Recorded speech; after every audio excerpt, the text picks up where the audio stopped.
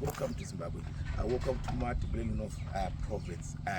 We're here in Wange district, rural Wange.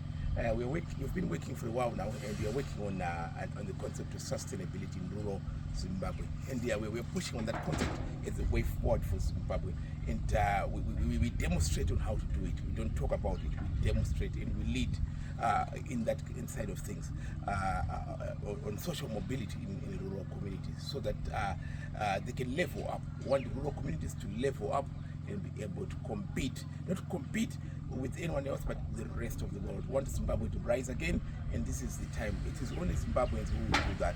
So what you see behind us is what looks like, I'm not sure whether to call it a nice house or what, but it's an old building that was here when we came over this side.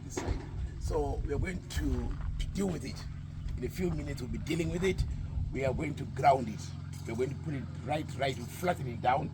It does not meet what we are talking about. So we are putting this down. So we are showing you before and we'll show you after. We'll level this to the ground, and then we take this rubble, we use them somewhere else. So we start.